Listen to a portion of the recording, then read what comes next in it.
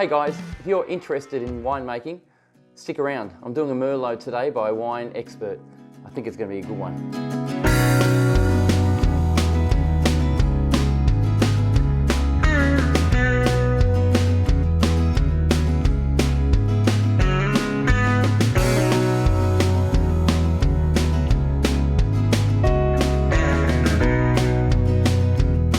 G'day guys, welcome once again to my channel. I have a Merlot to do today. I did a Cap Sav a few months back and it turned out really good, so I'm making some more. This is going to be stored for a while anyway, so I'll get to use it on and off all the time. I'm going to do a step through on how to do it and how to do it right. Hopefully you will get some information or get some ideas out of this. And I hope I don't do it wrong, which you guys will point out if I do anyway. So.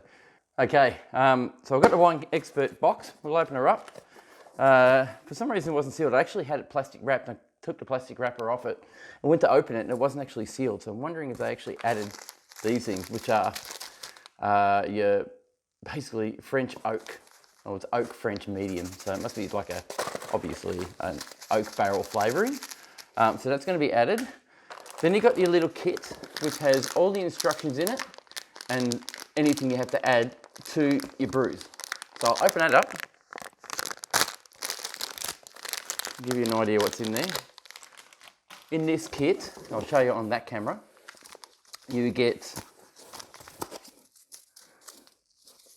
your potassium sorbate,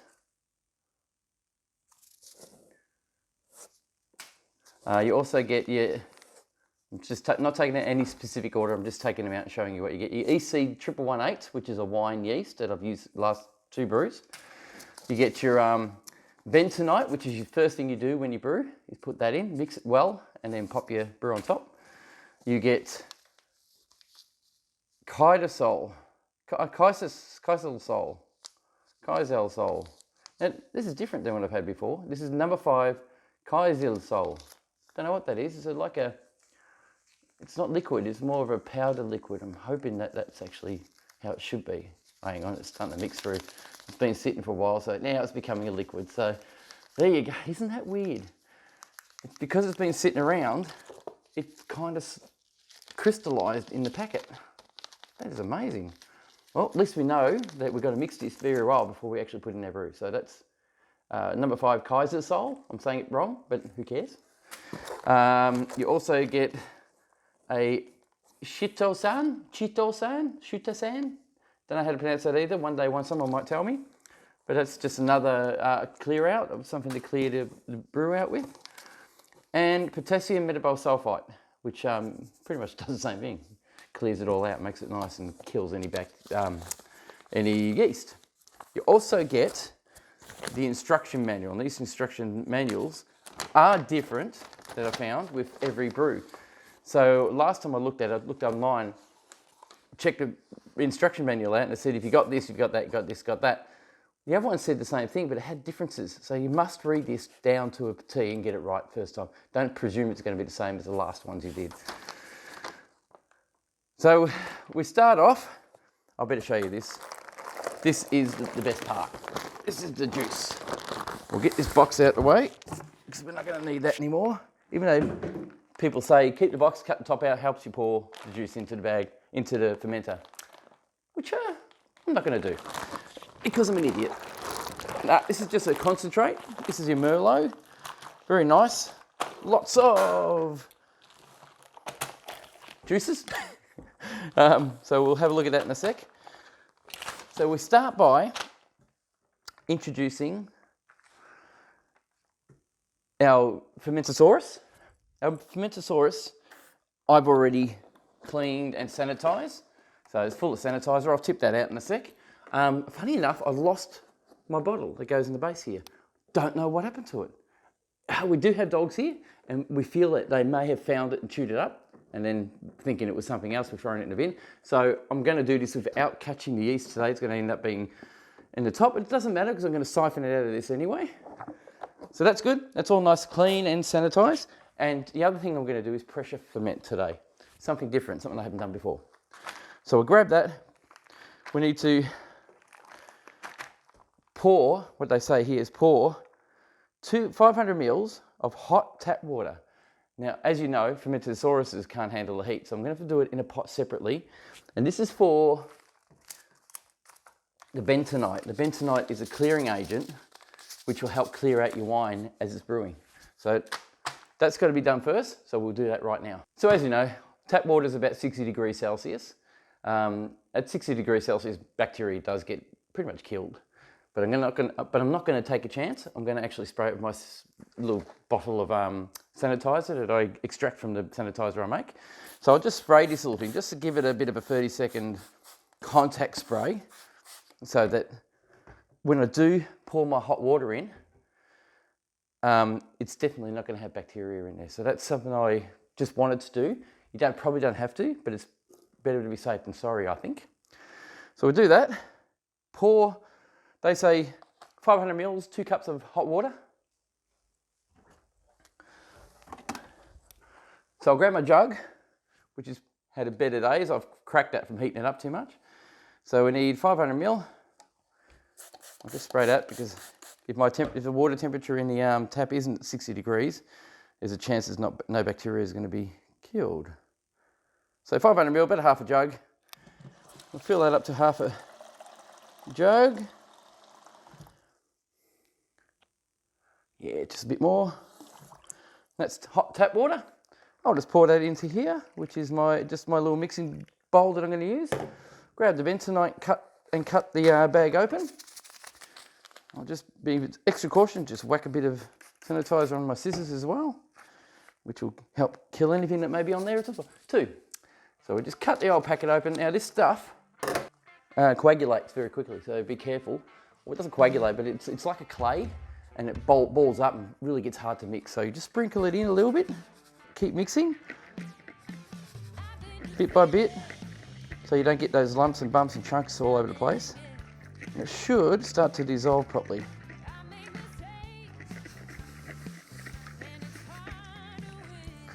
I'll make sure that's all mixed through. Now this is going to be cooling down now while I'm doing this, so it'll probably be below temperature to make sure that the fermentosaurus can actually handle it. So we'll mix that up. Once I've mixed this up, I'll get back to you. Am I going crazy? Am I insane? What's it cost to catch a lucky break? What else will I lose that I can't recover? 'Cause it's one thing after another.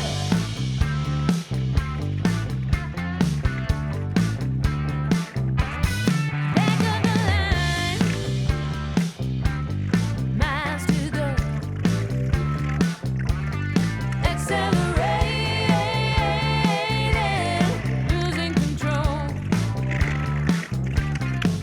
All right, now that's mixed up, ready to go. Got a little bit here, but it's the reason why I'm doing it so finely is because I've got to put it through a funnel, because the fermentosaurus is a little bit tiny in the head opening, so it'd probably be better to do this maybe in a Firmzilla, which I have, but that's actually been used at the moment. So, okay, so I'll grab this lid off. Oh yeah, that's right. I put some carbon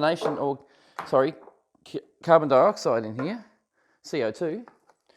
Just to test it beforehand, so I don't have a problem later. So what I'll do is tip out the sanitizer, pop some out through the valve as well.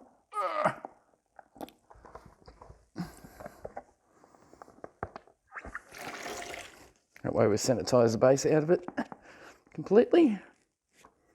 Now the foam won't hurt you, of course.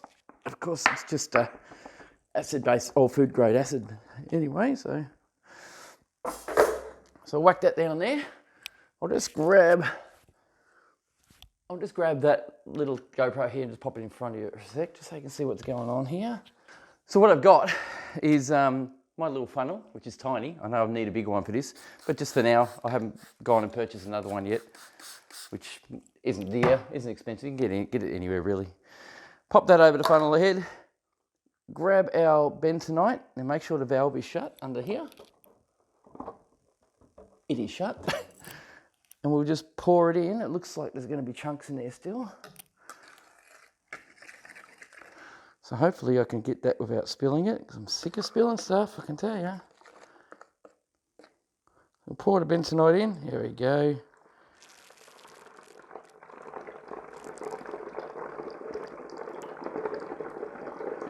So bentonite's in there. Even the chunks went through, which is great. So I want to make sure that they all go through.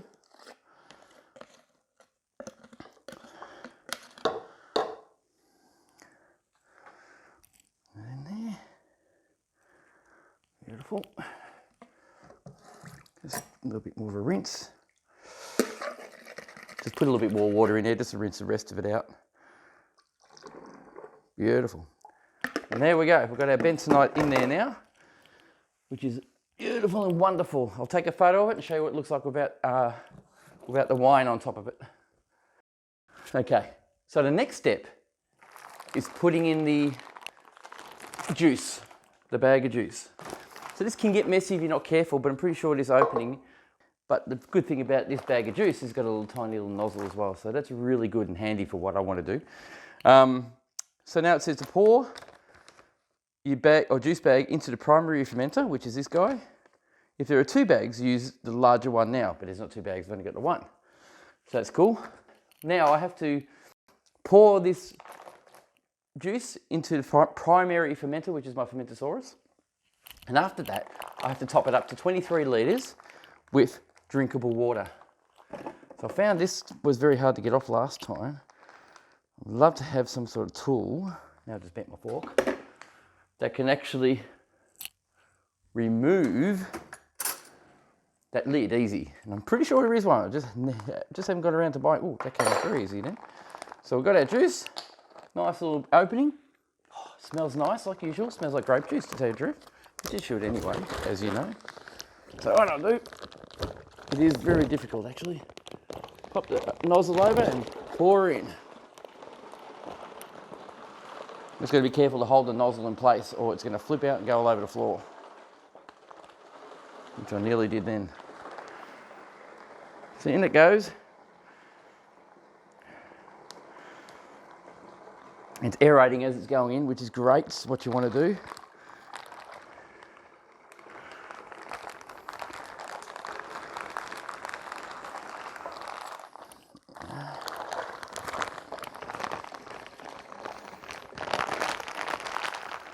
So that's our juice in on top of the bentonite.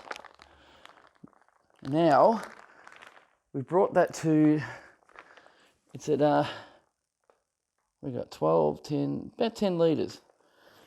Oh. No, that's yeah, it's 10 litres. So I've got 10 litres about. So I need to fill this bag up again because it's going to be 20 litres. So we'll fill that bag up with just cold water. And that'll help rinse the bag out as well, so that's a good thing.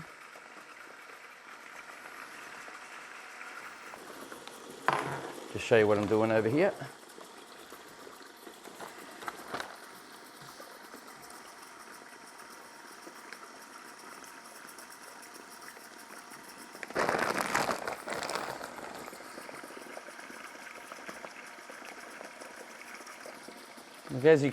As a lot of you are aware, tap water in Australia is pretty good.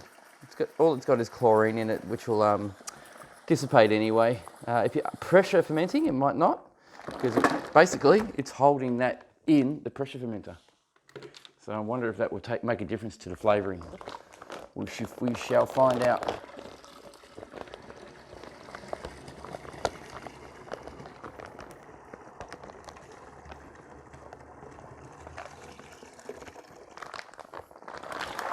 Clumsy ways. Not too bad. What are we at? That's 21, 20, 19. At 19 litres, I can discard this bag. Actually, I might use it. It's actually helping me really well, so I'll just keep using it. Next time I'll get a big funnel and that will help me immensely in the future. So that looks like it could be around about 4 litres. We'll just chance that, see what happens. I can see the 23 litre mark. That's 26, 25, 24, 23. Oh yeah, nearly there. That's about 23 there, I believe. 25, 24, 23. We are at 23 litres, guys. Put a little bit more for safekeeping. All right, now at 23 litres, I'm now going to go to the next step. The next step is, kit contains oak chips. Yes, it does. If your kit contains oak chips, stir in now. If your kit contains oak cubes, they will be added in a later stage. These are oak chips, so they want me to stir it in, but I'm going to do it differently. I'm actually going to shake it because I can. So our oak chips, I'll show you what they look like. So little fine oak chips, probably, I don't know where they're from. They smell like oak. How about that? So we'll pour them in.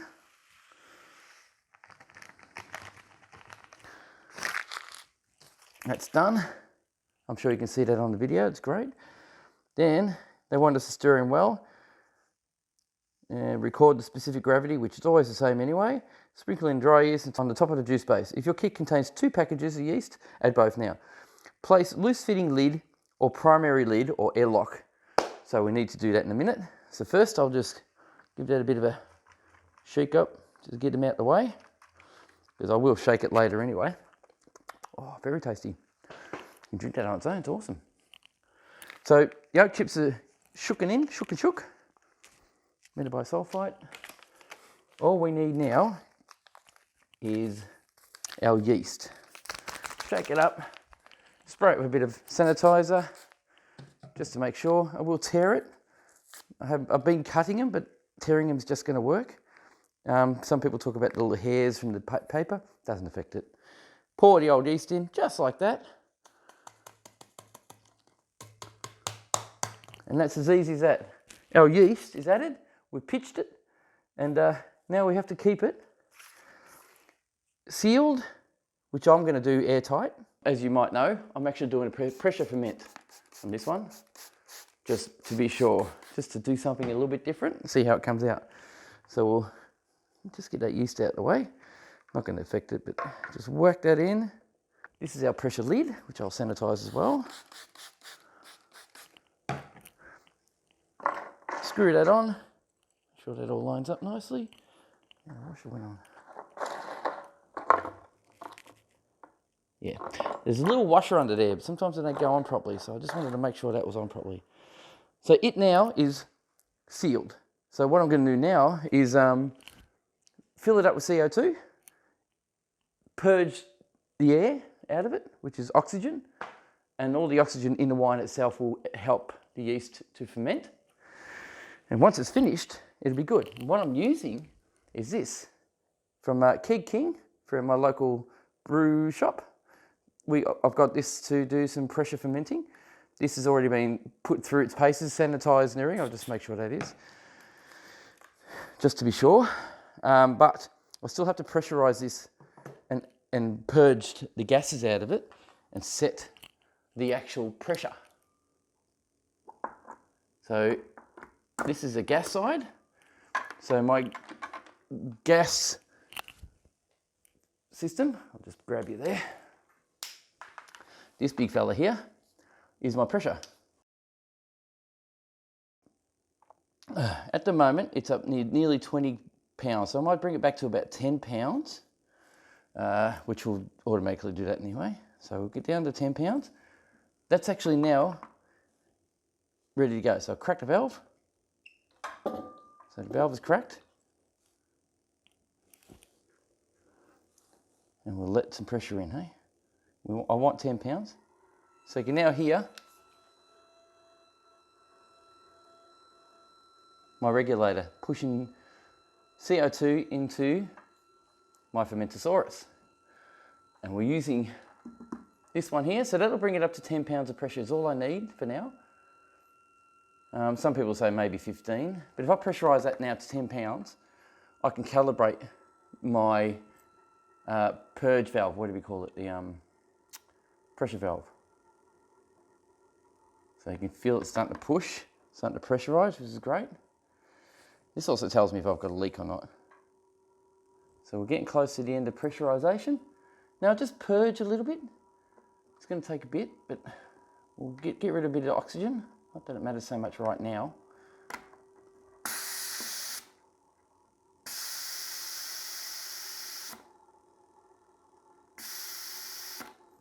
That'll do. Really don't need to get rid of the oxygen because it will purge eventually anyway as it goes.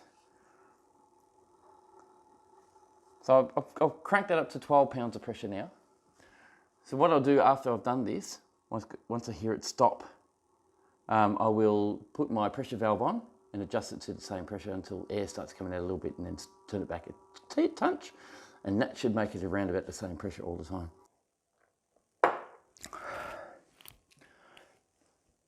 So what I've got is it's called a bow tie sponging valve.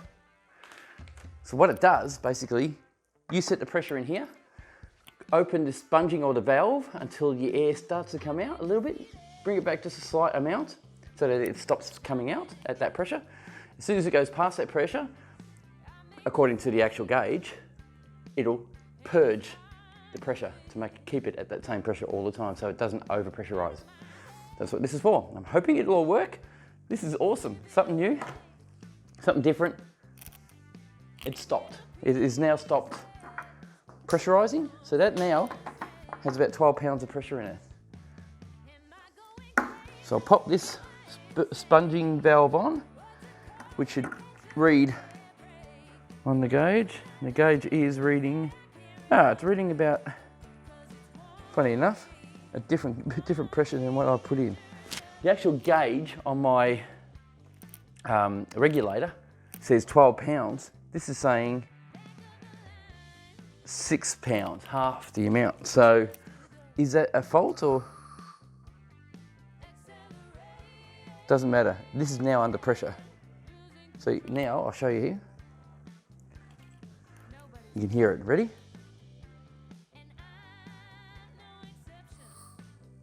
Hear it come out, so you just close it a little bit. And that's our pressure regulation. So it should stay at that pressure all the time during its whole fermentation. And you'll hear it later on when it starts to work. So about 14 days is as long as you want to leave it, as long as it stops fermenting by then. If it's still fermenting, you leave it for a couple more days, keep testing until it hasn't fermented. And the good thing about this being under pressure, I can just put a little pipe on there and just extract some fluid to test without having to open it up or do anything. So it's really, really, really, really good for that. So we'll see you in 14 days time and we'll show you how I add the extra parts to clear it out and get it ready, and to also secondary it. So put it into a secondary carboy for clearing. Catch you soon. What else will I lose that I can't recover?